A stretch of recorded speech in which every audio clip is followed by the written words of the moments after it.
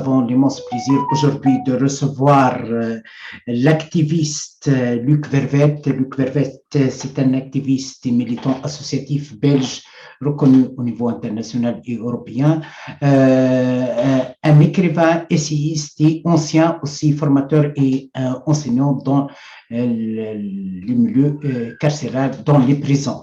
Merci beaucoup, Luc Verwet, d'avoir accepté notre invitation. Merci pour l'invitation. C'est un honneur pour nous. On vous invite aujourd'hui en tant qu'activiste et en tant qu'engagé dans la coordination européenne ou internationale pour la libération de Julian Assange. Est-ce que vous pouvez, s'il vous plaît, nous présenter un peu d'historique de l'histoire de Julian Assange et la situation actuelle? Donc, tout d'abord, merci pour l'invitation et merci aussi pour l'intérêt que vous portez à ce cas de Julian Assange. Julian Assange est un citoyen australien qui a lancé le médium journalistique Wikileaks, que vous connaissez probablement.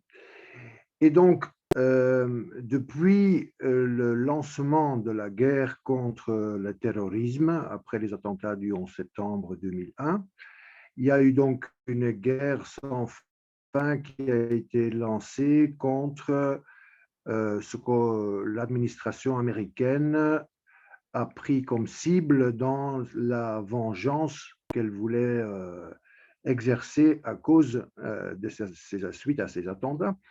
Et donc, ils ont pris pour cible des pays musulmans, des pays, ce qu'ils appelaient, ce qui dominait voyous. Et donc, voilà, il y a eu la guerre en Irak, il y a eu la guerre en Afghanistan. Et donc, tout ça, ça a débuté 2003. Et donc, après 7, 8, 10 ans, au sein des militaires et civils engagés dans l'armée américaine, il y a eu des personnes qui ont commencé à faire fuiter des documents internes des forces armées américaines sur les crimes qu'ils ont commis en Irak et en Afghanistan. Il s'agit de milliers, des dizaines de milliers de documents qui ont été transférés à Wikileaks et que Wikileaks a publié parce que Wikileaks a jugé, Julian Assange a jugé que le public avait droit à connaître la vérité sur ces guerres et en particulier sur les crimes de guerre qui ont été commis aussi bien en Irak qu'en Afghanistan. Donc, suite à cela, l'administration américaine a commencé à se mobiliser pour faire taire Wikileaks et Julian Assange en particulier, parce que c'est lui qui dirigeait. Et donc, ils ont commencé à manœuvrer de toutes sortes de manières pour attraper et faire taire donc Julian Assange. Cette affaire a commencé, l'affaire contre Assange a commencé en Suède, où il a été accusé par des personnes d'avoir commis des agressions sexuelles. Ça a été clarifié après que ces plaintes étaient injustifiées et donc Assange était prêt à témoigner tout ce que vous voulez pour clarifier ces affaires. Et donc, ça a été mis de côté, mais à ce moment-là, Julian Assange était à Londres et le gouvernement suédois, à ce moment, demandait l'extradition de Julian Assange vers la Suède. Julian Assange a dit « Je veux bien recevoir ici, vous pouvez m'interroger, etc. » Et donc, ça, ils n'ont pas accepté. Et lui avait bien compris, et tous ses compagnons et camarades ont bien compris qu'il s'agissait d'une manœuvre pour que, par la suite, les États-Unis puissent demandé l'extradition de Julian Assange. Donc, à ce moment-là, il s'est enfoui dans l'ambassade de l'Équateur, qui, à ce moment-là, a accepté la demande d'asile politique de Julian Assange dans son ambassade et lui a aussi accordé la nationalité équatorienne. Ceci a été mis sous pression, le pays a été mis sous pression des Américains après, jusqu'en 2019. Après, donc, il y a eu un changement de président en Équateur et il a laissé tomber le droit à l'asile à Julian Assange et ils ont aussi retiré sa nationalité équatorienne. Sur ce, la police anglaise est entrée dans l'ambassade et a arrêté Assange et ils l'ont mis à la prison de haute sécurité à Belmarsh, où il se trouve toujours. Donc, ça fait 3 ans qu'il se trouve là-bas. Ça va être sa 4e année qu'il est là, tout en attendant le verdict dans le procès qui a lieu et comme vous me demandez où on en est aujourd'hui. Oui, quelle est sa situation actuelle? On parle du grève de faim, d'isolation, des cellules individuelles, d'absence de suivi médical. Quelle est la réalité? Parce que je sais que vous êtes en contact avec la famille, avec ses avocats, avec tout. Oui, je suis surtout en contact avec des activistes autour de cette affaire. Oui. Et donc, il est toujours en isolement dans cette prison de haute sécurité, qui est un peu, comme on disait dans le temps, le Guantanamo de la Grande-Bretagne.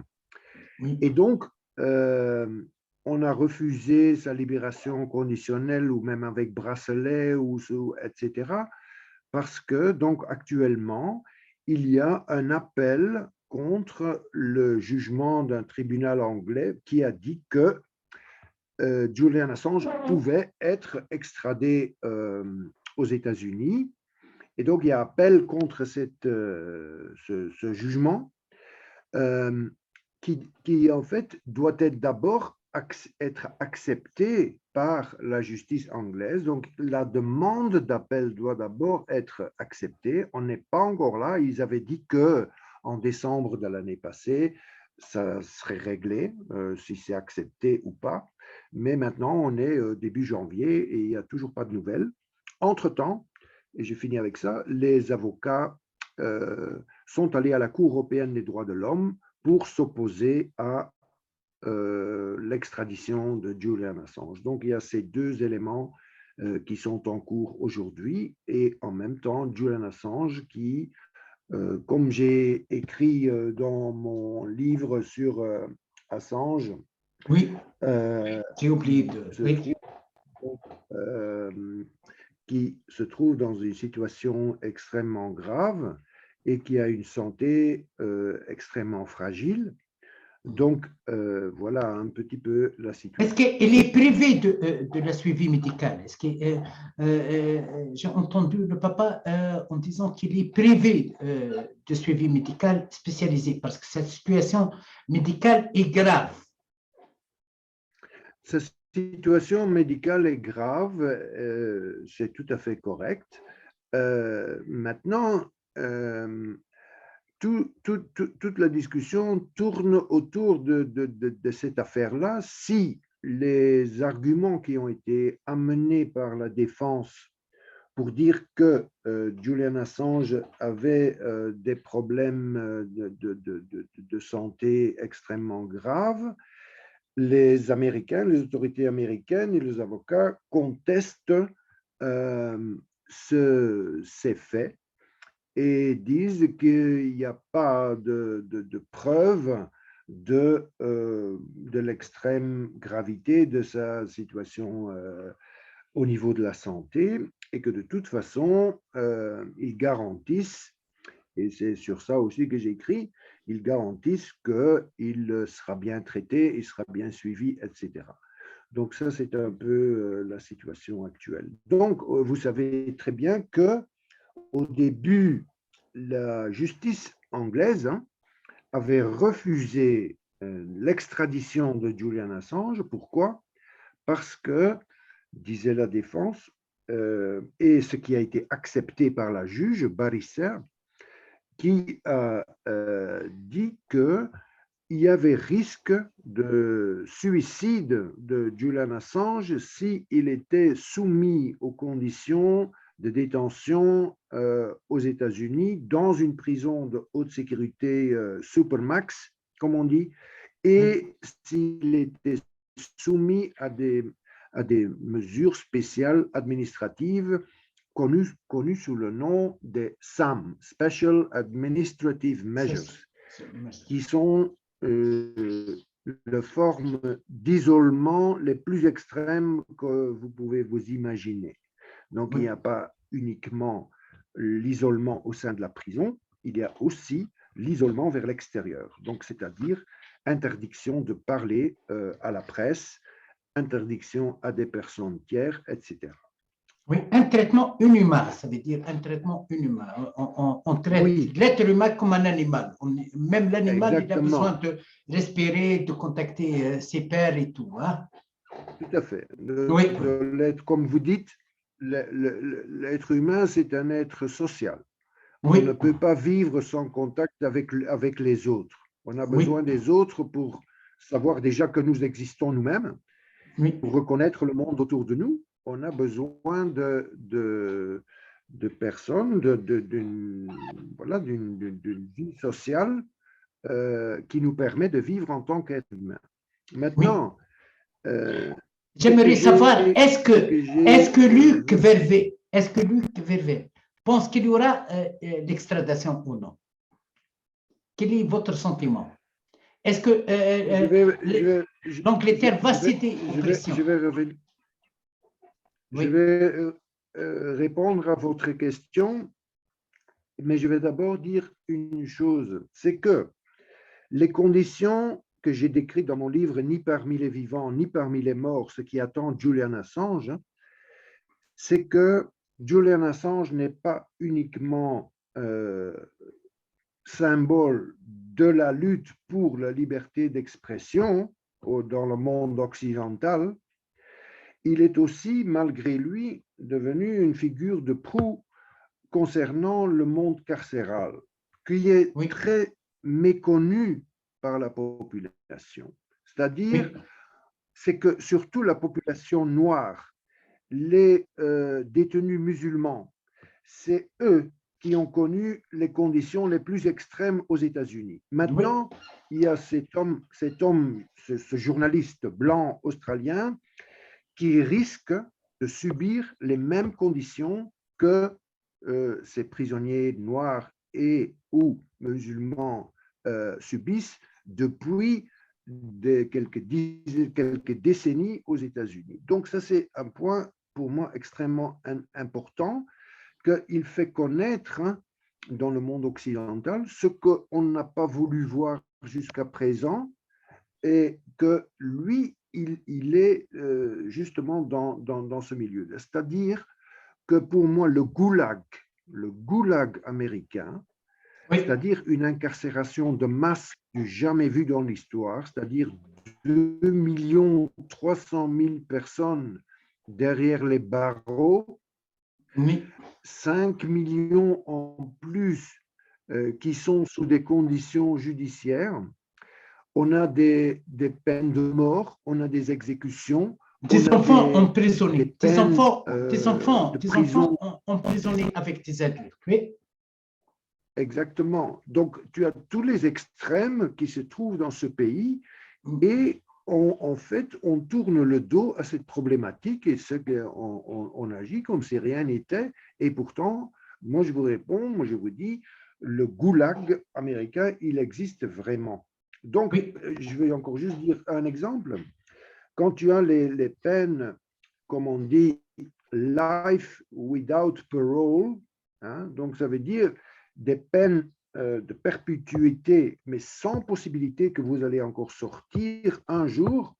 Donc, ça existe aujourd'hui pour, je vais vous dire le nombre, comme ça je suis correct, donc des perpétuités ou des peines à perpétuité virtuelle, je vais expliquer, c'est 203 000 personnes qui sont dans des conditions pareilles.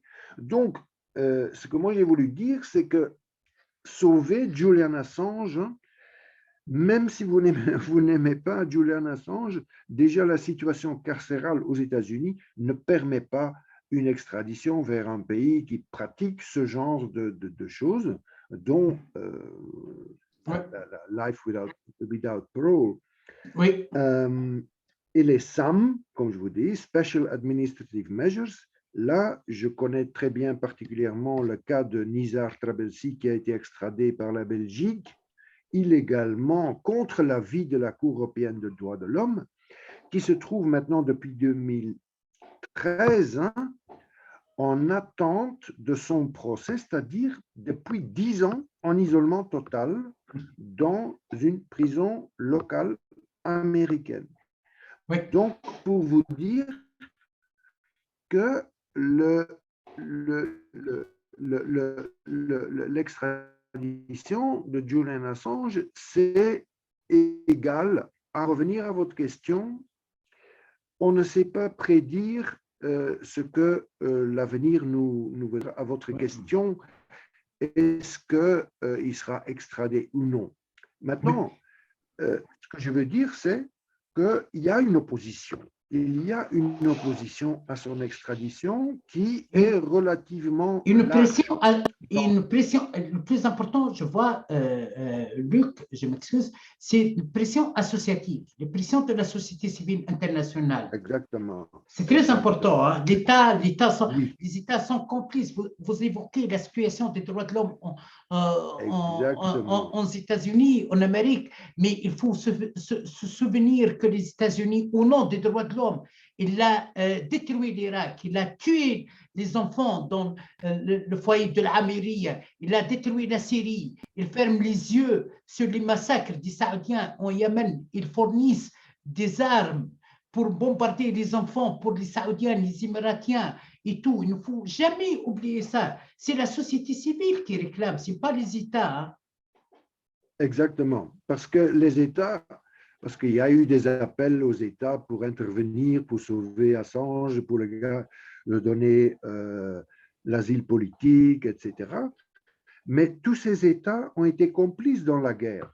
Donc, ils n'ont pas intérêt à ce que Julian Assange soit libéré parce qu'il les a dénoncés aussi. Il a dénoncé leur implication dans ces guerres. Et donc, bien sûr, ils ne sont pas enthousiastes pour demander qu'il ne soit pas extradé, etc. Donc, voilà, ça c'est une chose. Et en ce qui concerne, oui, comme vous dites, je crois que le seul moyen d'empêcher son extradition, c'est effectivement une mobilisation citoyenne, comme on a connu dans les années 60, 1960, 1970, quand il y avait l'affaire des Pentagon Papers sur la guerre au Vietnam, avec Daniel Ellsberg, qui a fait exactement la même chose que Julian Assange, mais qui n'a jamais été en prison parce qu'il y avait une telle pression de mouvements anti-guerre que ça n'a pas marché et qui finalement il a été libéré. Donc c'est ça qui nous manque aujourd'hui. C'est un mouvement pour la paix qui est large, qui est profond, qui est massif et qui va s'opposer à toutes ces guerres et qui va effectivement demander la libération des rares personnes qui nous ont informés correctement sur ce qui s'est passé dans ces guerres.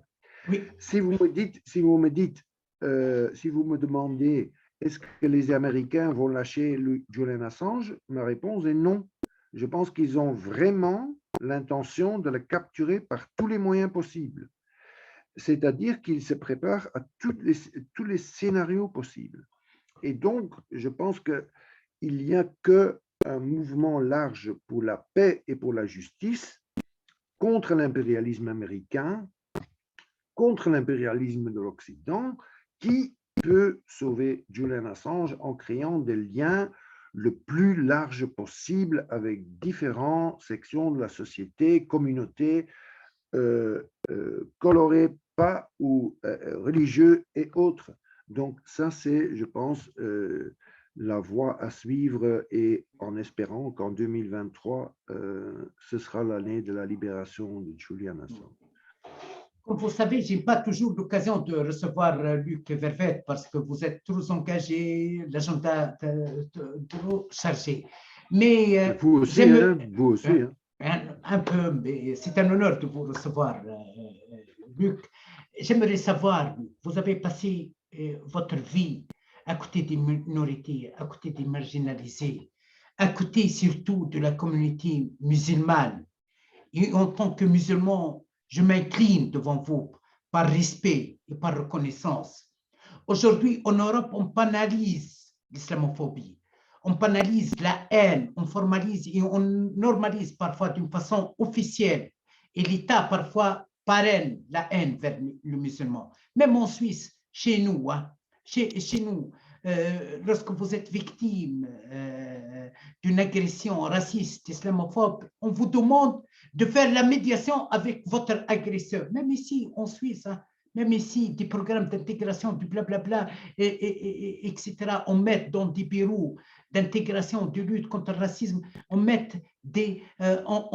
je m'excuse, on désigne des fonctionnaires, des fonctionnaires de façade, des serviteurs, alors que lutter et prévenir contre le racisme a besoin d'impliquer des militants, des militants.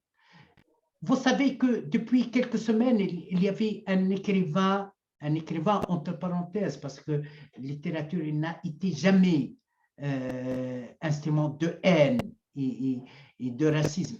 Il a appelé, il s'appelle Ulbeck, il a appelé à prendre les armes contre les musulmans. Aujourd'hui, les musulmans sont menacés, diabolisés, stigmatisés. Comment vous voyez la situation, Luc Vervet, en tant que militant de droits de l'homme, en tant qu'acteur contre le racisme, un acteur sur le terrain, ce n'est pas un acteur dans les bureaux. On a beaucoup d'acteurs dans des bureaux qui ont les fesses collées dans les chaises, mais chaque samedi, ils fassent leurs apéros sur les cadavres et sur la souffrance des victimes. Comment vous voyez la situation, mon cher Luc?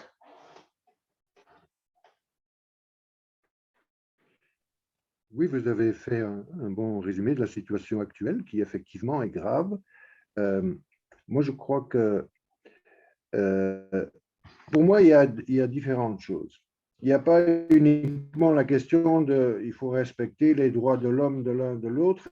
Il faut, je pense, retourner sur la question que il faut résistance. Il faut de la résistance. Il faut affirmer sa présence, sa place, qu'on ne quittera pas et qu'on ne quittera jamais.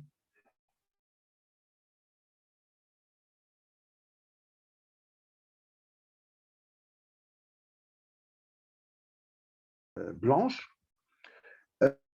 Et donc, moi, je trouve que la question se pose au niveau du système. Et donc, je pense qu'il faut effectivement un changement de système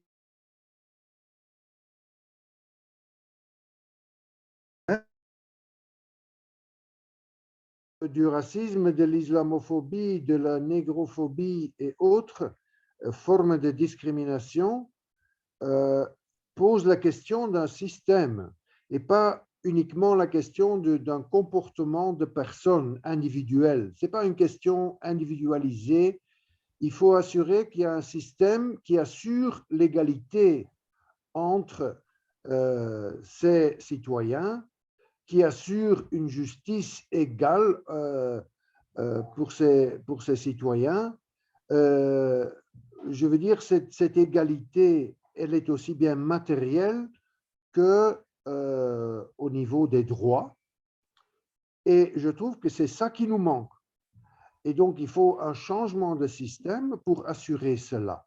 Et je trouve qu'on doit unir nos forces pour arriver à ce changement d'un système qui est raciste par définition pour moi. Parce qu'il est il exploite, il assure les inégalités extrêmes qui existent aussi bien au niveau de la richesse, hein, quand vous voyez le nombre de pauvres maintenant et la richesse exubérante qui existe. Donc, même chose au niveau des droits de plus en plus restreints. Et je trouve que justement, la personne de Julian Assange peut être un lien entre nous pour une forme d'égalité, de liberté réelle dans le vrai sens du mot. Et Oui. donc, je trouve que c'est dans ce sens qu'on doit travailler et à travers des cas précis et concrets, on peut, je pense, nous mobiliser malgré toutes nos différences de vision et de perspectives d'avenir, etc. Merci, Luc Vervé. Ça a été un plaisir de vous entendre, de vous voir. Hein, C'était un de vous plaisir voir. de vous rencontrer et merci Merci encore pour beaucoup. l'invitation. Et merci beaucoup. On espère vous recevoir prochainement en présentiel pour prendre de votre expérience, de votre Et militantisme. bon courage et bonne continuation pour votre travail. Merci beaucoup, Merci Luc. Bonne beaucoup à vous. continuation. Merci. Au Courage. revoir. Ciao. Merci. Au revoir. Merci à vous.